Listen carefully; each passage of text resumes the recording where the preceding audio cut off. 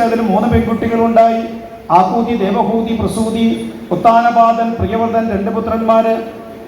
അതില് ഉത്താനപാദന് ധ്രുവൻ മുതലായ പുത്രന്മാരും, പിന്നെ പ്രിയവ്രതന് ആഗ്നേധ്രൻ എന്നുള്ള പുത്രനും, ആഗ്നേധ്രന് നാഭി എന്നുള്ള പുത്രനും, നാഭിക്ക് ഋഷഭൻ എന്നുള്ള പുത്രനും, ഋഷഭന് ഇന്ദ്രപുത്രിയായ ജയന്തിയിൽ 100 പുത്രന്മാരുണ്ടായി. അതിൽ മൂത്ത പുത്രൻ ഭരതൻ. ബാക്കി 9 പേര് കവി, ഹരി, അന്തരിക്ഷം, പ്രബുദ്ധൻ, വിപിലായനൻ, ചമസൻ, കരഭാജനൻ മുതലായ നവയോഗികളായി തീർന്നു. ക്ഷത്രിയന്മാരാണെങ്കിലും ശരി, അവർക്ക് രാജ്യം വേണ്ട എന്ന് പറഞ്ഞ് അവർ ബ്രാഹ്മണത്വത്തെ സ്വീകരിച്ചു. അങ്ങനെ യാത്ര ചെയ്തു. ആ 9 പേരും നിമി മഹാരാജാവിന്റെ കൊട്ടാരത്തിലേക്ക് കയറി ചെന്നു. ജനക മഹാരാജാവ് എന്ന് പറയും. ജനക മഹാരാജാവ് എന്ന് കേൾക്കുമ്പോൾ നമുക്ക് സീതാദേവിയുടെ അച്ഛനെയാണ് ഓർമ്മ വരിക. ഇത് സീതാദേവിയുടെ അച്ഛനല്ല. സീതാദേവിയുടെ അച്ഛനെ ജനക മഹാരാജാവിന് ശേഷം കുറേ കഴിഞ്ഞിട്ടുണ്ടാവണം. ശ്രീരധ്വജൻ എന്നാണ് സീതാദേവിയുടെ അച്ഛന്റെ ശരിക്കുള്ള പേര്. പിന്നെ പൊതുവെ അവരെല്ലാവരെയും ജനകൻ എന്ന് പറയും. അതാ വംശപരമ്പരയുടെ ഒരു പ്രത്യേകതയാണ്. ആ ജനക മഹാരാജാവിന്റെ കൊട്ടാരത്തിലെത്തി. ആ ജനക മഹാരാജാവ് നവയോഗികളോട് ചോദിച്ചു, ആത്യന്തികമായ ശ്രേയസ്സിന് എന്താണ് മാർഗം?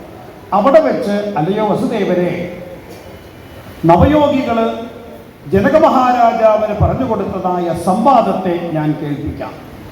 അത് ഞാൻ പറഞ്ഞതല്ല. പിന്നെ ആരാണ് നമുക്ക് അവിടെ ഒന്നിന്റെ പിതൃത്വത്തെയോ ആരെങ്കിലുമൊക്കെ എന്തെങ്കിലുമൊക്കെ ഉണ്ടാക്കി കൊണ്ടുവന്ന് ഞാനാണ് എന്ന് പറയുന്ന സ്വഭാവമില്ലേ? ഇതാരാണോ പറഞ്ഞത് അത് അവർക്ക് സമർപ്പിക്കുക. നവയോഗികൾ പറഞ്ഞതാണ്, ഞാൻ പറഞ്ഞതല്ല. ഇതൊക്കെ തന്നെ നമ്മുടെ ആൾക്കാർ ശ്രദ്ധിക്കപ്പെടേണ്ട വിഷയമാണ്. നമുക്കൊക്കെ ആരെങ്കിലുമൊക്കെ ഉണ്ടാക്കി വെച്ചത് നമ്മുടെയാന്ന് പറയാൻ വലിയ ആഗ്രഹമാണ്. അത് ഈ ഭരണരംഗത്ത് വരികയുണ്ട്. ആരെങ്കിലുമൊക്കെ ഉണ്ടാക്കി കൊണ്ടുവരും, എന്നിട്ട് നമ്മുടെയാണ് എന്ന് പറഞ്ഞ് ഫ്ലക്സിലൊക്കെ ഇങ്ങനെ കയറി ഇരിക്കാൻ വലിയ ഇഷ്ടമൊക്കെ. അത് തെറ്റാണ്. ഒരു കവിത എഴുതി, എല്ലാവരും എഴുതിയ കവിതയെ എടുത്ത് തൻ്റെ കവിതയാണെന്ന് പ്രസിദ്ധീകരിച്ച ഒരു പ്രൊഫസറെ നമുക്ക് ഓർമ്മയുണ്ടാവും. നമ്മുടെ തൊട്ടടുത്തുള്ള കോളേജിൽ, കേരളോപ്പ കോളേജിലത്തെ ഒരു പ്രൊഫസറാണ്. നാണം കെട്ടതിന് കണക്കില്ല. ആരോ ഒറ്റിക്കൊടുത്തത് എന്ന് ചോദിച്ചു കഴിഞ്ഞാൽ കൂടെയുള്ള ഒരു സാറാണ്, ഇത് എവിടുന്നോ കിട്ടിയതാണ്, അവനവൻ്റെ പേര് വെച്ച് അവസാനത്തിന് ശരിയായിട്ടുള്ള കവി കേസ് കൊടുത്തപ്പോഴാണ് കാര്യം മനസ്സിലായത്. എഴുതിയതൊക്കെ അങ്ങനെ തന്നെ. അങ്ങനെ എല്ലാവരും ഉണ്ടാക്കി വെച്ചത് തൻ്റേതാണെന്ന് പറയരുത്. ഊതി വീർപ്പിച്ച ബലൂൺ ഒരു ദിവസം പൊട്ടും. ഇവിടെ ഋഷീശ്വരന്മാർ നമുക്ക് പറഞ്ഞു തരുന്നുണ്ട്, ഏത് വിഷയവും അത് മറ്റുള്ളവരുടേതാണ് എങ്കിൽ അവരപ്പം തന്നെ പറയും, ഇത് ഞാൻ പറഞ്ഞതല്ല, നവയോഗികൾ പറഞ്ഞതാണ്. അത് നാരദരും ഈ സന്ദർഭത്തിൽ അത് സൂചിപ്പിച്ചു. അങ്ങനെ നിമി നവയോഗി സംവാദത്തിന്റെ വിഷയത്തെ സൂചിപ്പിച്ചു. അതില് പ്രധാനമായും 9 ചോദ്യമാണ് ചോദിക്കപ്പെട്ടത്. ആ 9 ചോദ്യത്തിനും ഉത്തരമായിട്ട് ഓരോരുത്തരും ഉത്തരം പറഞ്ഞു. ആദ്യം തന്നെ ചോദിച്ചത് ഭാഗവത ധർമ്മത്തെയാണ് ചോദിച്ചത്. എന്താണ് ഭാഗവത ധർമ്മം? ആ ആത്യന്തികമായ ശ്രേയസ്സിന് കാരണമായിരിക്കുന്നത് ഭാഗവത ധർമ്മമാണ് എന്ന് പറഞ്ഞു. ഭാഗവത ധർമ്മം എന്ന് കേൾക്കുമ്പോൾ തന്നെ നമുക്ക് പേടിയുണ്ടാവും. ഇത് വലിയ ഒന്നുമില്ല, വളരെ സിമ്പിൾ. ആത്യന്തികമായ ശ്രേയസ്സിന് എന്താ കാരണം, എന്താ ചെയ്യേണ്ടത്? ഭാഗവത ധർമ്മം. എന്താ ഭാഗവത ധർമ്മം? ഇത്രയേ ഉള്ളൂ. നമ്മൾ ദിവസവും പറയാറുണ്ട്. എന്താ പറയാറുള്ളത്? കായേന വാചാ മനസേന്ദ്രിയൈവ ബുദ്ധ്യാത്മനാ വാ പ്രകൃതേ സ്വഭാവാൽ കരോമി യദ്ഗൽ സകലം പരസ്മൈ നാരായണായേതി സമർപ്പയേത്തൽ.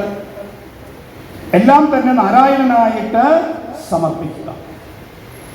അതാണ് ഭാഗവത ധർമ്മത്തിൽ പ്രധാനപ്പെട്ടതായ വസ്തു. കാരണം എന്താണെന്ന് ചോദിച്ചാൽ, മന്യേ കുതസ്ഥിൽ ഭയമച്യുതസ്യ പാദാംബുജോപാസനമത്ര നിത്യം.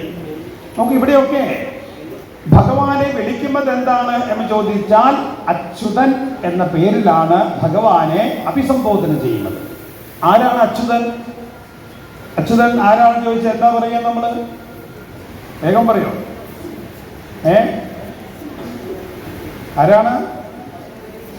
ഭഗവാൻ വിഷ്ണു. വിഷ്ണുവിനല്ലേ അച്യുതൻ എന്ന് വിളിക്കുക? ഉറപ്പല്ലേ? എന്നാൽ വിഷ്ണുവിനെ മാത്രമല്ല, അച്യുതൻ എന്ന വാക്കിന്റെ അർത്ഥം എന്താണ്? ച്യുതി ഇല്ലാത്തവൻ ആരോ അവൻ അച്യുതൻ, അല്ലേ? ഈ നമ്മുടെ ഗണപതി ഭഗവാന് ച്യുതി ഉണ്ടോ? വേഗം പറയും. ഉണ്ടോ? ഇല്ല. അത് സംശയിക്കാനൊന്നുമില്ല, ഇല്ല. അപ്പൊ ഗണപതി ഭഗവാന് ച്യുതിയില്ലെങ്കിൽ ഗണപതി ഭഗവാന്റെ പേരെന്തായി വരും? അച്യുതൻ. മഹാദേവന് ച്യുതിയുണ്ടോ? അയ്യോ, മഹാദേവന് ച്യുതിയില്ലേ തരും. അപ്പൊ മഹാദേവന്റെ പേരെന്താ? അച്യുതൻ. സുബ്രഹ്മണ്യ സ്വാമിക്ക് ച്യുതിയുണ്ടോ? അയ്യോ, അത് ഒട്ടുമില്ലേ തിരുവിന. അപ്പൊ സുബ്രഹ്മണ്യ സ്വാമിയുടെ പേരെന്താ? അച്യുതൻ. ഇനി ദേവിക്ക് ച്യുതിയുണ്ടോ? അയ്യോ, ദേവിക്ക് ച്യുതിയില്ല. അപ്പൊ ദേവിയുടെ പേരെന്താണ്? അച്യുതൻ. അത് സ്ത്രീയെ എങ്ങനെ പുരുഷനായിട്ട് വിളിക്കാൻ പറ്റുമോ?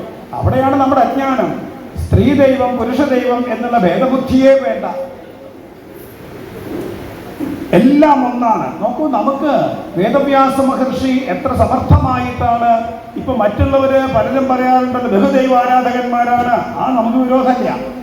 പക്ഷെ ലോകത്തിന് മുഴുവനും ഏകദൈവ ആരാധനയെ പറഞ്ഞു കൊടുത്തതും അതാണ് നമ്മുടെ ആരാധനയെന്നും ഈ സനാതനധർമ്മത്തിൽ നോക്കിക്കഴിഞ്ഞാൽ കാണാം. അതുകൊണ്ടാണ് എല്ലാം നാരായണനുമാണ്, അച്യുതനുമാണ്. ഇപ്പൊ ശിവപുരാണത്തിലൊരു സ്തുതിയുണ്ട്, മഹാദേവനെ സ്തുതിക്കുകയാണ്. എന്താ സ്തുതിക്കുന്നത്? ദേവന്മാരൊക്കെ ചെന്ന് സ്തുതിക്കുകയാണ്. ഓം പ്രദ്യുമ്നായ നമ, ഓം അനിരുദ്ധായ നമ, ഓം വിഷ്ണവേ നമ, ഓം കംസാരയേ നമ, ഓം വാസുദേവായ നമ. സ്തുതി കേട്ടാൽ ആരെ സ്തുതിക്കുകയാണ്? മഹാവിഷ്ണുവിനെ സ്തുതിക്കുകയാണെന്ന് തോന്നും. എന്നാലോ സ്തുതിക്കുന്നത് മഹാദേവനെയാണ്. എങ്ങനെയത് മഹാദേവന് ചേരുക? ഒന്നാമത്തെ വിഷയം ഓം വിഷ്ണവേ നമ. വിഷ്ണു എന്ന വാക്കിന് എന്താണ് അർത്ഥം? സർവവ്യാപിത്വമുള്ളവൻ. മഹാദേവന് സർവവ്യാപിത്വമുണ്ട്. കാരണം എന്താണ്? പ്രപഞ്ചം തന്നെ മഹാദേവ സ്വരൂപത്തിലാണ് നിൽക്കുന്നത്. ശിവലിംഗം എന്ന വാക്കിന് എന്താ അർത്ഥം? ലിംഗം എന്ന വാക്കിന് എന്താ അർത്ഥം? ഒരു കാലത്ത് ഈ ശിവലിംഗത്തെ അല്ലെങ്കിൽ ലിംഗത്തെ ഏതൊക്കെ തരത്തിലാണ് ആൾക്കാർ വ്യാഖ്യാനം ചെയ്തത്? ശബരിമലയ്ക്ക് പോകുന്നവര് ശിവലിംഗം കണ്ടിട്ടാണ് ശബരിമലയ്ക്ക് പോകുന്നത്. അയ്യപ്പ സ്വാമി